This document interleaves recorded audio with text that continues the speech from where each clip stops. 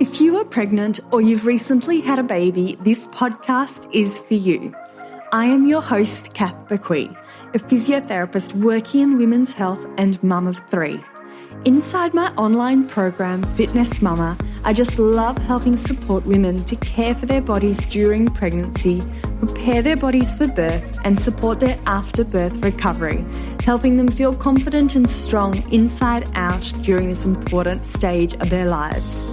In this podcast, join me each week as we dive into all things pregnancy care, childbirth, and postnatal recovery, helping you through every step of the journey.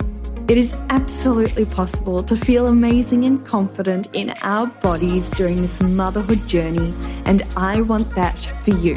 Come and say hi to me on Instagram at FitnessMama, and let's dive into today's episode. Hello and welcome back to another episode of the Pregnancy, Birth and Recovery podcast. Today we are discussing exercise in pregnancy. So I'm chatting with Dr. Tom Cade, who is an obstetrician and gynaecologist in full-time private practice in Melbourne at both Epworth Freemasons and the St Vincent's private hospitals in Melbourne, Australia. Now, his obstetric area of practice encompasses everything from the most uncomplicated vaginal birth through to high risk and complexity. So in a previous episode, nearly 3 years ago, I have chatted with Dr. Tom Cade about gestational diabetes, which he has a special interest in, and I will link that episode in the show notes. But today, as I said, we are discussing exercise in pregnancy. There are so many benefits to exercising, and ultimately we want to ensure we are ideally attempting to exercise regularly and, importantly, make it fun and enjoyable. Or, at the very least, for those non-exercisers out there, something you don't hate. So perhaps you have questions about whether or not you can continue certain exercise in pregnancy, like weight training, running, horse riding or skiing, or perhaps you have never really exercised before and you just don't really have the motivation to exercise. Or perhaps you're feeling tired or achy, sore, nauseous. The list goes on. There's so many barriers to exercising during pregnancy. So if any of this resonates, then this episode is for you. In this episode, we will discuss the benefits of exercising during pregnancy. Is exercise safe during pregnancy? Does exercise cause spotting in early pregnancy? Can I run during pregnancy?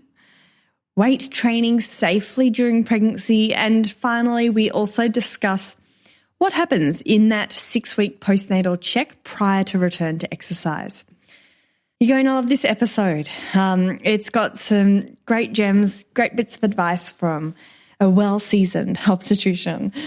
Now, if you would like support, motivation, encouragement, incentive, whatever it is you need to exercise during pregnancy, then I invite you to come and join us inside Fitness Mama, whether or not you're pregnant or you've had your baby. If you are keen to reclaim your pelvic floor, core and strength safely, if you're keen to prepare your body for birth and help to boost your after-birth recovery, then all of this is available with Fitness Mama. Perhaps you found that you're really busy, you've lost the motivation, or you're not sure about the best exercises to be looking after your body. Or perhaps you've got the pelvic girdle pain or that morning sickness and you're wanting something that's easy and quick and convenient with quality workouts. Then Fitness Mama is for you. So join us for a free 7-day trial and join us for these convenient, short, easy workouts that you can do from the comfort of your home. Just simply head to fitnessmama.com and the link is in the show notes. Right, let's dive into this episode.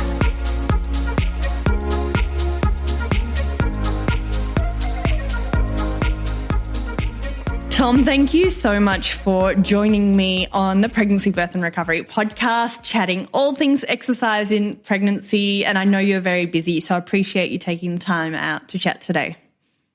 Well, my pleasure. It's great to be back. It's been a couple of years, I think, but real pleasure to come back. Absolutely. It's nearly 3 years since we discussed gestational diabetes in pregnancy. So if you do have gestational diabetes, I'll link that in the show notes. But here we are for round 2. which is a similar tangent we're discussing, interestingly. But I appreciate this conversation because we discussed a few different episodes, and you mentioned, how about exercise in pregnancy, and I jumped at that opportunity because I know I talk about it all the time, being a physio, but to be able to chat with a doctor about it and get your perspective on things is a great opportunity. So we were discussing off air. We often know about the benefits of exercising during pregnancy, and we will run through that, no doubt. But we also know that, and I'm sure this is a majority of women listening today, there can be challenges to exercising during pregnancy, whether or not it's pain or fatigue or nauseousness or whatever it might be. So no doubt we're going to go through that today. And I'm going to leave it to the very end. But if this is you listening today, we're going to be discussing a bit of bed rest and reasons why not to exercise. So stick around. But Tom, let's start at the start.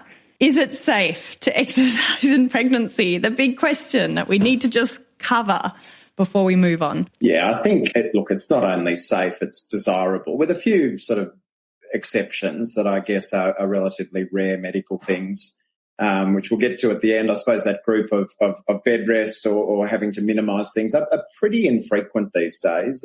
It's not impossible, but it's somewhat rare to have someone just really on something as strict as that now. So yes, it's certainly safe depending on what you want to do. I guess we need to delve into that a little bit. I would say safe in inverted commas because people's idea of exercise and what they like to do is very variable these days. There might be some people who are very dedicated exercisers who do things like, say, CrossFit, where there are tests or 1-rep maxes or very strenuous things that might not work so well while you're pregnant that need to be modified a bit within that realm. But I think throughout the different trimesters, it is, very safe and very desirable to be continuing some sort of exercise program as tailored to the individual sort of wants, I guess.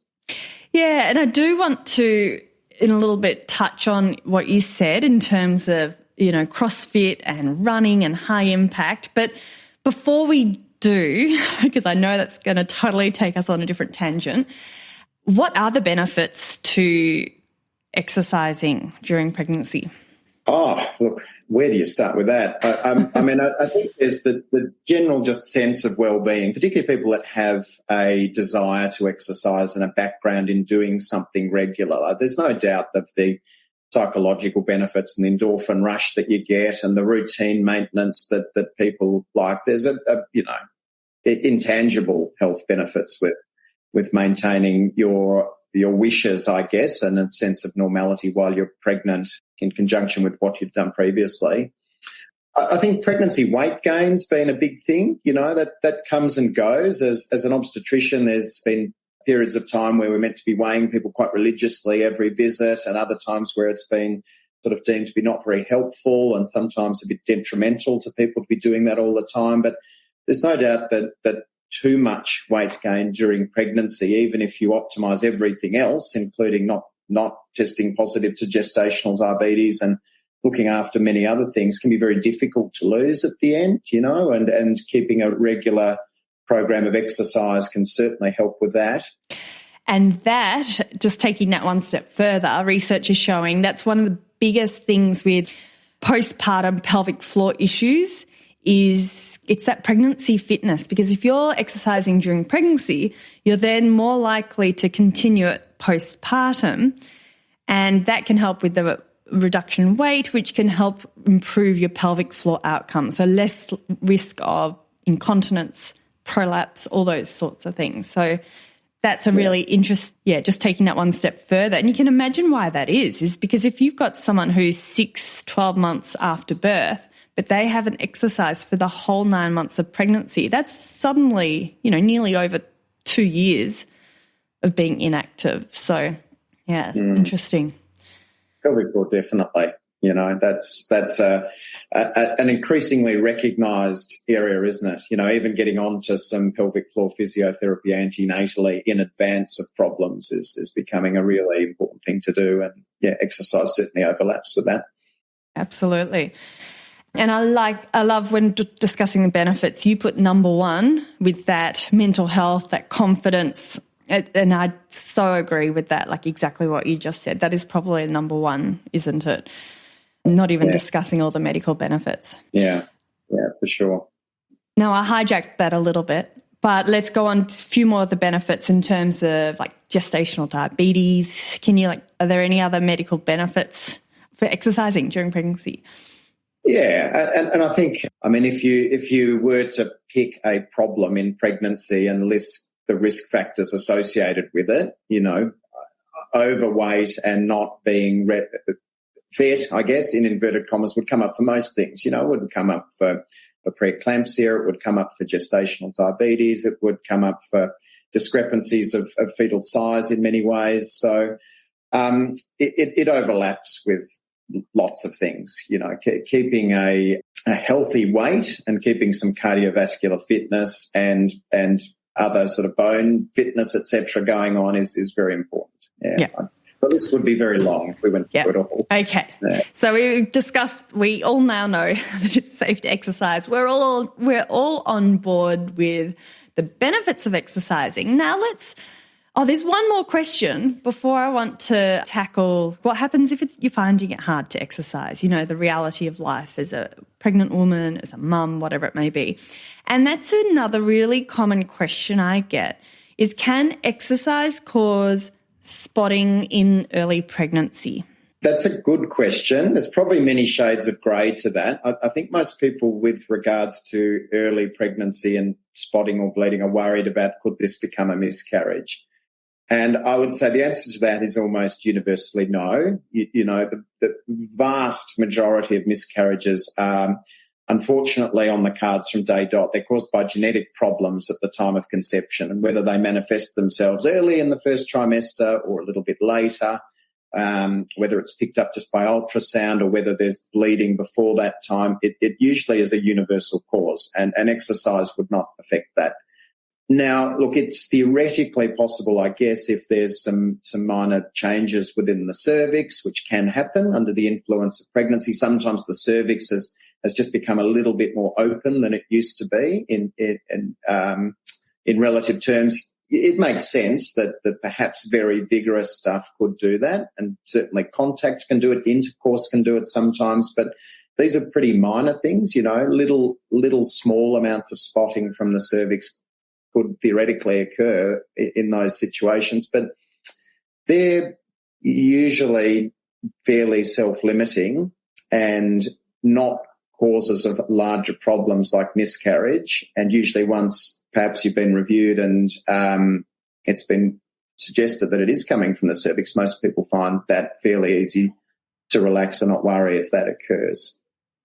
So if someone does have spotting at any stage or after exercise, do you recommend they touch base with their healthcare provider? Look, I do, because people worry about it, particularly in the first trimester. In any bleeding, be it spotting or overt bleeding, people worry. And in the first instance, just having an ultrasound and some reassurance all is well is a real mental unburden, And if it's very recurrent and people are coming in frequently to just check the baby's okay, then having a look, a bit like having a pap test, having a look at the cervix. And if you can actually visualise that phenomenon where the cervix is a little bit more of an ectropion, we call it medically, or I guess in more lay terms, a little bit more on the outside or open than it would be, people just tend to relax a little bit when there's that diagnosis there, I think, and aren't so worried about when it occurs.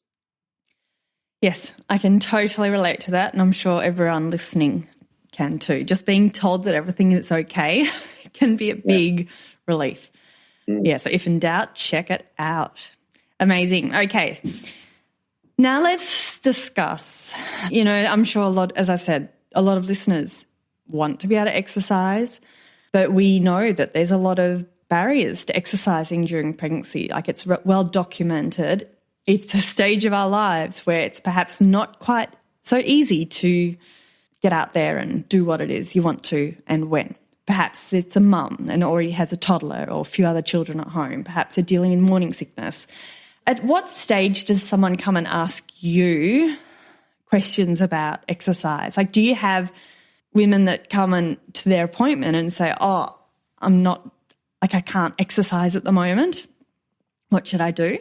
I think infrequently, more of the time it's asking, can I continue doing X, Y, or Z? And people's exercise enjoyment and wishes and stuff's pretty eclectic these days. Pretty broad range of stuff that people want to do, from, say, continuing running, can I continue running or not, through to, Pilates is very common, interval-based training, continuing with my PT. It's more probably questioning about, can I continue this and in what form? But you do, yes. Look, yeah, I totally get your point, that the barriers when your body has changed, your cardiovascular system isn't the same as it was. You get a bit more out of breath and your heart rate goes up a little bit more quickly than it would when you're not pregnant. Yes, if you've already got a toddler. And there are, I think we could touch on all sorts of things there. There are lots of really good home programs that are available now. I think one of the few good things to come out of the last 3 years is the sort of plethora of online options and remote sort of stuff that can be done. Fitness mamas, I've got to chime in there. That's exactly why I developed my program, is because I had the pelvic girdle pain. I was a physio myself, working in a Pilates studio, and I couldn't even fathom taking my toddler to Pilates. Like, it just wasn't, wrestling them in and out of the car seat. So I knew that, hence developing the program. Let's discuss a little bit about what you said before in terms of women come in asking for specific advice on what they'd like to continue. I've had quite a few women who are horse riders. Have you had any patients who are horse riders before? Not often. I have had a couple, yes. Maybe it's because with an online program we've got more likely to have regional, rural people. But would you suggest horse riding is something that can be continued throughout pregnancy?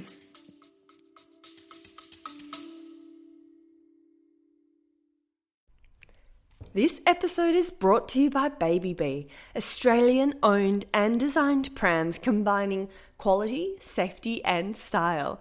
Not only does Baby Bee let you try their prams at home with free returns for 9 months, yes, that's 9 months, they also offer an industry-leading 3-year warranty for total peace of mind. With thousands of 5-star reviews, around-the-clock customer care, and up to $300 of free accessories with every pram, what are you waiting for? Go visit www.babybeeonline.com and check them out for yourself. And yes, for listeners of the podcast, there is a 20% discount code. Enter FITBEE, FITBEE 20 at checkout, and T's and C's apply.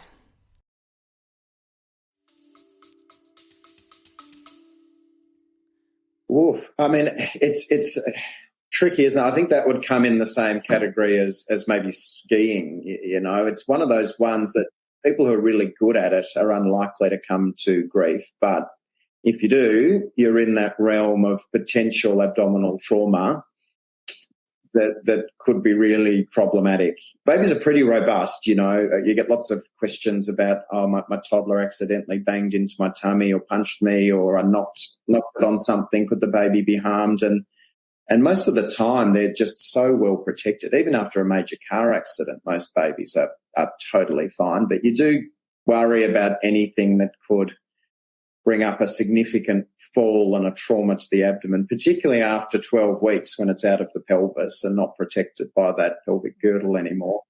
Yeah. Okay, and let's move on to running. What are your recommendations? I'm interested to know. Yeah, I'd be very interested in your thoughts on this too, because running's one of those things, I think, that the people who like it just really love it, and they rarely get the same buzz or the same feeling that they get from other stuff as they do from running. And part of that well-being and normalising the pregnancy and feeling like your usual sort of healthy, fit self is trying to keep all those things that make you happy going. So I guardedly say it's all right, but you do have to just bear in mind that the obviously you're going to physiologically change. You're going to have a bump that will somewhat get in the way as time goes on, and all those hormones changing, the loosening of your ligaments and joints and all those biomechanics of running. If you're not absolutely perfect, you may start finding you're getting those ITB issues or back issues or other things cropping up. It's and then I guess also there's things about not overdoing it and putting your heart rate up too high, which we could touch on. But yeah, look, I'd be interested in your thoughts as a physio and the biomechanics. You've got somebody who loves it, and that's what you do, and you want to try and maintain it. But by the same token, it does get a little bit tricky as time goes on to manage it. Well, I've always said or recommended that pregnancy isn't a time to start running. So if you haven't ever run before and you're not a runner, perhaps let's start your running journey once you've had your baby. But if you have been a regular runner, I guess the main considerations, and for some women it's absolutely fine, I think, for them to continue running, but others perhaps it's not the best. So the main things I consider is first trimester is really when we don't want to overheat with exercise, especially. So if you are running, making sure it's in a cool environment and you're not overheating your body. And as you said, making sure you can still hold a conversation while exercising. But I believe there's research coming out to potentially contradict that. So that historically, that's what I've said, but that guideline may be changing in the future. So we'll have to update this podcast episode. But at the moment, it's hold a conversation. So you might feel slightly short of breath, but you don't want to be gasping for air and unable to hold a conversation. Thirdly, and again, I'd like to know your thoughts on this, but I don't like to put a blanket statement out there, but potentially runners are more likely to have overactive pelvic floor muscles or higher tension pelvic floor muscles. So they might want to consider getting a pelvic floor assessment or combining pelvic floor relaxation exercises into their program. And maybe this isn't you, like maybe you're a runner and your pelvic floor is absolutely fine, but it might be something you want to consider, and a perineal massage too.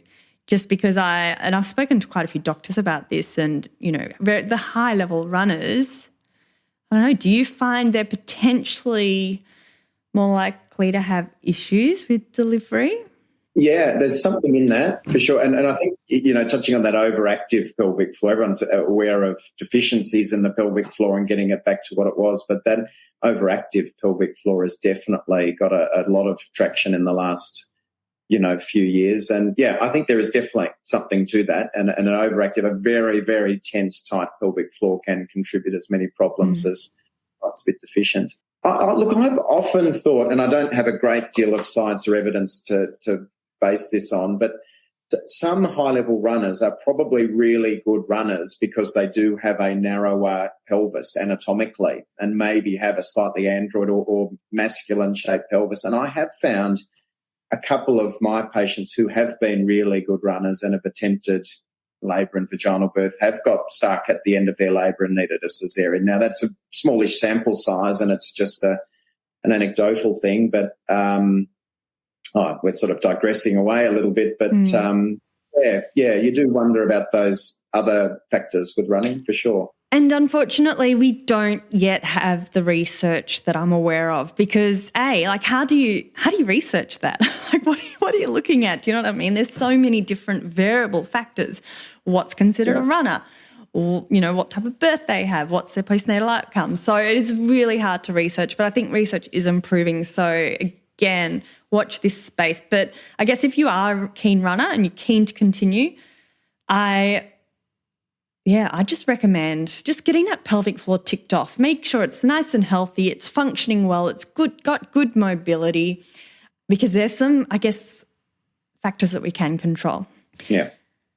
And then in terms of with running and pregnancy, I think historically we've been worried about the impact of any impact exercise on the pelvic floor. If we think about the pelvic floor like a trampoline and it's got all this weight of the baby and the fluid sitting on top, is it going like boing, boing, boing every time we run?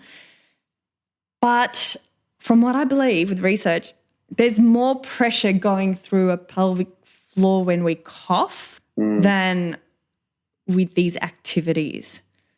So, looking at pressure studies, the biggest amount of pressure that goes through the pelvic floor is with cough. And that's why I think two biggest factors on weakness of the pelvic floor is actually if we've got a chronic cough, asthma that hasn't been controlled, vomiting as well, if nauseous and you've been vomiting constantly, and then the weight. And that goes back to that pregnancy fitness, just keeping the weight in control as much as possible. Yeah. Yeah, so I'd never say no to running. But fascinating. Yeah. And then the final tweak is if you love running and if you do want to just spare your pelvic floor, downhill would have a lot more pressure through the pelvic floor theoretically, biomechanically, compared to uphill or straight line running. So tweaking the runs like that and having maybe more breaks and not quite longer runs. So, there's always there's a lot of things to consider, but I love having those conversations with women because I guess the outcome is always different depending on who you're talking to. Yeah, for sure. Yeah. Okay, so we've been through benefits. We've been through exercise in the first trimester. We've talked through running, horse riding. Are there any other times women come to you in the clinic and say, is it still okay for me to continue whatever exercises they're doing? Yeah, weights, I guess, comes up, and can I still do stuff on my back? That's often one people ask as well. I'm always very encouraging of people who do some weight training. I think, as we said, there are some very small exceptions. You wouldn't want to be doing a 1-rep max or something very extreme, I don't think, while you're pregnant. But I'm a big advocate of some form of load-based training in amongst everything else, if you like doing that. You know, some people hate going to the gym and lifting weights, and they just, exercise is meant to be enjoyable. It's never going to be a good long-term thing. You just don't like doing it. It's always a chore. But for people that do enjoy perhaps going to the gym and having a PT or someone guide them through a program, load-based exercise is great. And as long as, and again, this might be a chime in on from the physio point of view, but I think as long as you're not doing too much that sort of splays the legs and makes the pelvis into a funny sort of angle, as long as things are fairly straight line and keeping the pelvis in a good sort of position and not putting undue shearing forces through it, I'm very supportive of people continuing their weights. Yeah. Is that all right? No, absolutely. Yeah. I'd say let's try to avoid a Valsalva move, so like having to hold and brace and that sort of grunt that's required. And then in terms of pelvic girdle pain, I think some considerations are exactly like what you said. If you're feeling a bit achy and sore, perhaps lunges aren't ideal with whatever weight you're doing, and perhaps just modify it and change it to a squat, keep your legs planted. But for some women, I guess they have no issues with pelvic girdle pain or aches or pains or back pain or whatever it is, and they're very happy continuing their lunges, for example. But I do love, like, if there's any aches or tweaks at all, let's modify it so it's comfortable. So you, as you said before, you continue to keep going to the gym, because then you're more likely to go back. Whereas if you do one session and then you're achy and sore for the next 3-4 days, like, what's the point of that? Let's do something that's sustainable and that you can do consistently. Yeah. It is meant to be enjoyable, for sure. We should have said that at the start of the podcast, shouldn't we? This is supposed to be enjoyable. Now, I would like to just go through now that 6-week postnatal check. We've talked about pregnancy. Hopefully everyone's feeling really confident to just get out there and do what it is they really want to be doing with exercise and pregnancy. With postpartum, I recommend a graduated walking plan, so build it up slowly. So first walk, don't set out for 45 minutes an hour. Like, let's build it up slowly. But then I do recommend people have medical check before getting back into their structured formal exercise. What happens at that medical check? And do you think, talk us through that 6-week postnatal check. Yeah, sure. I mean, it depends a little bit on how the circumstance of birth, I suppose. So if it's a cesarean, there's a little bit more of a surgical wound check and a focus on the abdomen. And if it was maybe a slightly more difficult vaginal birth, you might have more of a medical pelvic floor and perineal check. And if it was a very straightforward vaginal birth, you may have something a little bit less than all of that. I definitely advocate that everyone, if they can, sees a pelvic floor physio for a check, even if it was a very straightforward, easy, no problems vaginal birth with no stitching required. I think there's a lot of value in that. The rest is there's a lot of medical stuff that goes on. There's chats about contraception. There's checking your cervical screenings up to date. There's checking all the medical stuff that happened in the pregnancy, if there were any, is all optimised and fine. There's a chat about future pregnancies. But, most people are ready to return to exercise then. And I think I would probably echo the same thing you've said, that you're sort of physically and physiologically ready, but your body has changed and been deconditioned and your core has been stretched and all of that has to be gradually eased back into whatever you want to do, ideally under the supervision of someone, be it a physio or a good personal trainer or whatever. But most of the time the medical tick-off is done, It's fairly, yes, you can get back to what you'd like to do. Yeah, I always feel that if you have a hip replacement or a knee reconstruction or any other medical procedure, there would be a good rehab protocol in place, which is great. But then when it comes to having a baby, women in general, 6-week check, see you later, we'll see you when you next get pregnant. And then women are left to their own devices. And so this notion of postnatal rehab is something I wish all women had access to in one form or other that suits them and their lifestyle, just to help them. Because as you said, everything's stretched. Perhaps there's been, a cesarean and there's a surgical wound. Like everything has, your whole body, it's not just your pelvic floor and abs that feel weak. Your whole body feels as weak as a kitten, and it's such a foreign feeling. And I still will remember that first 6-week check. I go into pregnancy feeling strong and fit and active, have your first baby, your body feels totally foreign, different to you, and then you're told I'll see you later, I'll see you at your next pregnancy. And so this notion of postnatal rehab, I think, is a really important thing to discuss. Yeah, definitely. How can we do that, Tom? How do we get more women having postnatal rehab?